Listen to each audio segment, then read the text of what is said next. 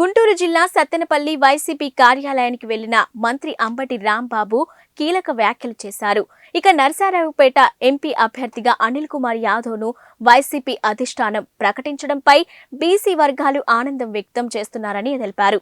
ఈ పార్లమెంటు చారిత్రాత్మకమైన నియోజకవర్గమున్న మంత్రి అంబటి అనేక మంది ప్రముఖులు ఇక్కడి నుండి పోటీ చేశారన్నారు. అంత ప్రాముఖ్యత కలిగిన నియోజకవర్గాన్ని సీఎం జగన్ బీసీలకు కేటాయించారని పేర్కొన్నారు. ఈ క్రమంలోనే అనిల్ కుమార్ ను బీసీ వర్గాలు అత్యధిక మెజార్టీతో గెలిపించాలని పిలుపునిచ్చారు. అనిల్ యాదవ్ గారు సుమారుగా 14, 15, 16 తారీఖుల్లో వచ్చి ఇక్కడ అన్ని నియోజకవర్గాల్లోనూ కూడా ఆఫీస్ ఎస్టాబ్లిష్ చేసుకొని పని మొదలుపెట్టే కార్యక్రమం ఉంటుంది. ఆయనకి ఘనంగా మనం స్వాగతం పలకాల్సినటువంటి అవసరం కూడా ఉందని ఈ సందర్భంగా నేను మనవి చేస్తున్నాను. అందరూ సర్వసన్నద్ధమై మనం ఎన్నికలకు ముందు వెళ్ళబోతున్నాం. మన నియోజకవర్గంలో అన్ని నియోజకవర్గాల్లోనూ అభ్యర్థుల్ని ఖరారు చేసేశారు. పార్లమెంటు కూడా ఖరారు చేయడం జరిగింది. ఇంకా మనకేం కన్ఫ్యూజన్ లేదనే విషయాన్ని కూడా దయచేసి మనం అందరం కూడా గమనించాలని సందర్భంగా తెలియపరుస్తూ ఉన్నాం. దానితో పాటు కొన్ని క్లారిఫికేషన్స్ ఇవ్వాల్సినటువంటి బాధ్యత రాకుంది. ఎందుకంటే ఇంతకుముందు మన పార్లమెంట్ సభ్యులు శ్రీకృష్ణదేవరాయలు గారు ఆయనకేదో టికెట్టు ఇవ్వనన్నాడని వెళ్ళిపోయారనేటువంటి మాట ప్రచారం జరుగుతూ ఉంది. ఇది సరైనటువంటి ప్రచారం కాదని మనం చేస్తున్నాం. శ్రీకృష్ణదేవరాయలు గారు మనకు పార్లమెంట్ సభ్యులుగా మనం అందరం గెలిపించుకున్నాం వైఎస్ఆర్ కాంగ్రెస్ పార్టీ తరఫున. జగన్మోహన్ రెడ్డి గారు శ్రీకృష్ణదేవరాయలు గారితో చాలా వివరంగా మాట్లాడారు.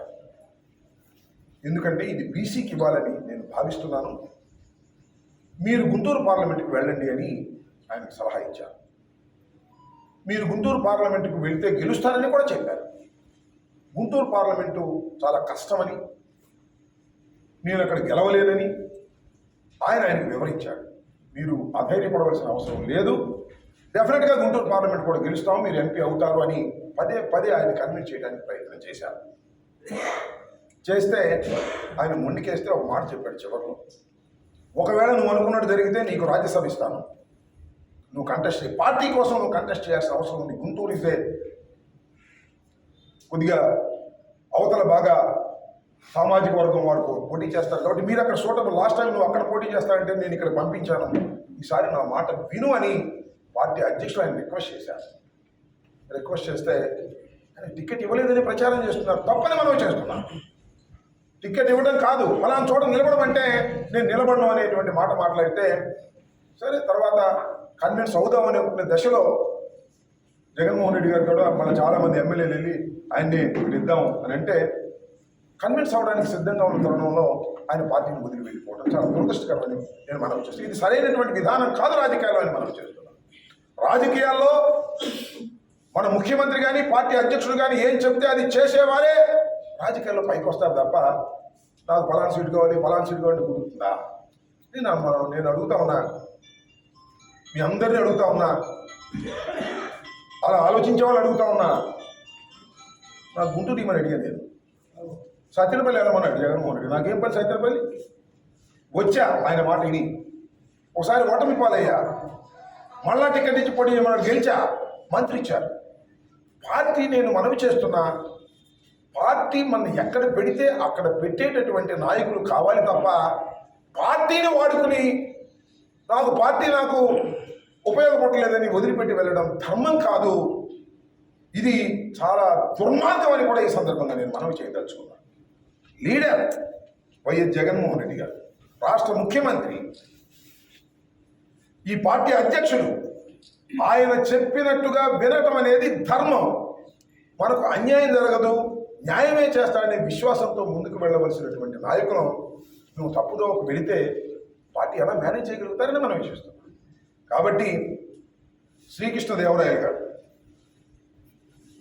మన వైఎస్ఆర్ కాంగ్రెస్ పార్టీ ఎంపీగా మొన్నటిదాకా కొనసాగినటువంటి వ్యక్తి సడన్గా పార్టీకి రాజీనామా చేసి వెళ్ళడం అనేది సరైనటువంటి విధానం కాదు అనేది చాలా స్పష్టంగా మన కేడర్ అర్థం చేసుకోవాలని మనం చేస్తున్నాం, మన నాయకులు అర్థం చేసుకోవాలని మనం చేస్తున్నాం, మన కార్యకర్తలు అర్థం చేసుకోవాలని మనం చేస్తున్నాం. మన ఓటర్లు అర్థం చేసుకోవాలని మనం చేస్తున్నాం. పార్టీ ఎవరికి అన్యాయం చేయదని కూడా ఈ సందర్భంగా నేను చెప్తున్నా. సమయం వచ్చినప్పుడు చేస్తాను. పార్టీని మనం నడపడం లేదు. పార్టీని జగన్మోహన్ రెడ్డి గారు అధిష్టాన వర్గం నడుపుతా ఉంది. నేను నడుపుతున్నానా, ఆయన నడుపుతున్నాడా? ధర్మం కాదని కూడా ఈ సందర్భంగా మనం చేస్తున్నాను. పార్టీ ఐక్యంగా ఉంటుంది. మంచి కాంబినేషన్. మీరు చూడండి, మొత్తం 7 నియోజకవర్గాల్లో no BC, all are OCs. Anil Yadav with BC combination, a wonderful combination. ఈ కాంబినేషన్ అద్భుతమైన, నేను అనుకుంటా మన మొత్తం 25 పార్లమెంటరీ నియోజకవర్గాలు ఉన్నాయి కదా. మన గోల్ ఏంటి తెలుసా? 25 పార్లమెంటరీ నియోజకవర్గాలలో ఏ నియోజకవర్గానికి కూడా నరసరావుపేటకు వచ్చినంత మెజార్టీ రాకూడదు, మందే ముందుండాలి అనేటువంటి ఉద్దేశంతో మనం ఇవాళ ఎన్నికల రణరంగంలోకి వెళ్ళబోతున్నాం. ఖచ్చితంగా ఫస్ట్ వస్తుందని కూడా ఈ సందర్భంగా నేను మనవి చేస్తున్నాను.